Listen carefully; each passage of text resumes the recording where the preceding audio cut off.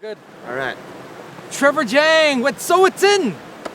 I'm finally here. Stan Wesley, welcome to Moricetown. We finally got you here. Thank you. Yeah. Thank you. Tell us a little bit, tell my vast audience a little bit about what's happening here in the background. My goodness, Trevor. Well, as you can see, it's snowing hard. We attempted to have the Gitsan Wet'suwet'en Youth Conference today, but because of the massive snow amount over the past couple days throughout the entire Northwest, we had to cancel last night. However, Stan was already on his way. So we were talking about how we adapt. Absolutely. Yeah, and we'll talk about that a little bit more, but I'm showing Stan around Moricetown. So right here we have the Moricetown Canyon, the world-renowned Moricetown Canyon, beautiful Wet'suwet'en country. Stan's first time here. Tell me about the day. What'd you think? Well, like you mentioned earlier, we had to adapt. We had to go. We had to kind of see what happened. What I liked about it was we mushroomed up into something really incredible. Started off with a very Five or group. 6 kids, yeah. Good foundation. And we know if it was a lame day, we would have started off like this and ended up like this. Mm-hmm. But I think it meant something in the long run because it kind of grew and we ended up with about 30 kids. Yeah. Started up this morning taking some cool shots. Did a little bit of crash course photography workshop, which was really cool. Yeah. And then we went and played some games and ended off with telling some stories and talked about how you can grow this nation and build relationships, which I think is the big key, don't you think? Well, yeah, and it's important to say, yeah, we had 5 or 6 kids at the start, 30 by the end of the day. This was 30 with no notice whatsoever. So these were kids looking for something to do, and then they stuck around all day. And like you said, trying to build relationships. The Wet'suwet'en Nation is very vast. We've got 6 different reserves and 5 clans. That's a lot of different parties at play that we got to, reconcile, bring back together, bring unity, and it starts with the youth.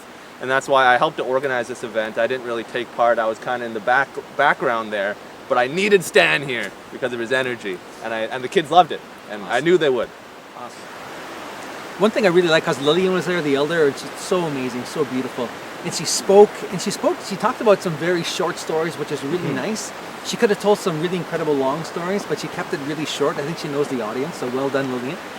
And when she spoke to the young people sat and they really not only listened, but they felt like they could feel and they really absorbed her stories.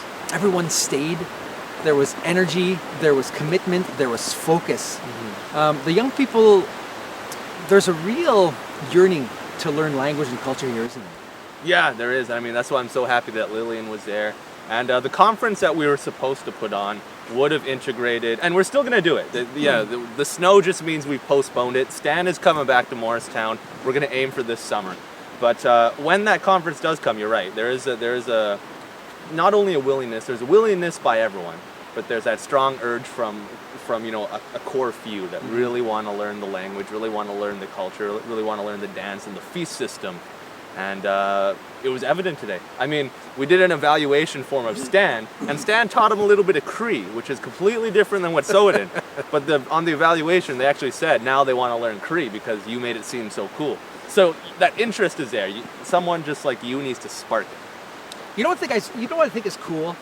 And one of the things I think that we're just rediscovering that way again is the ability to tell stories and be able to connect with an audience. And I'm getting really good at that. You're a storyteller, and you're a poet, and you're an orator.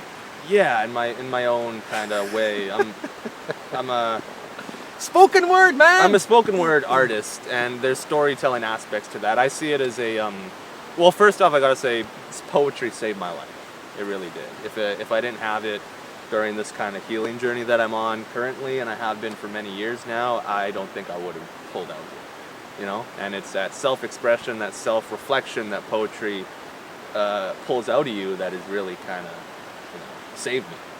And it's finding out what my story is and then telling it. There's a lot of strength in your words. Mm-hmm. There's a lot of feeling in your words. There's a lot of vulnerability in your words. Yeah.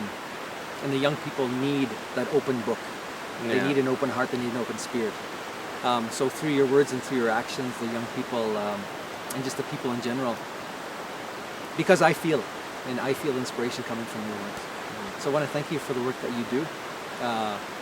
And I want to thank you for being a part of this special day and for inviting me here. My goodness, it's such an incredible place. Yeah, well, no, thank you, and thank you for the work that Stan, that you've done across, the country. I've met you at 2 different events now, so I've seen Stan perform twice, do his thing, and I knew I had to bring him to Moricetown. But I just want to thank Andrew Tom, who is the recreation coordinator here at Moricetown Health, and he's also a council member for the Moricetown Band Council, and he orchestrated the Moricetown Youth Council.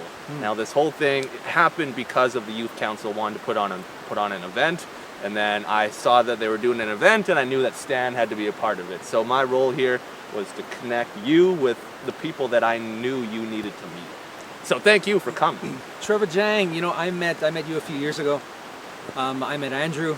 Actually, this past summer, didn't I? Yep. Yeah, in Prince Rupert. I met Rupert. Andrew.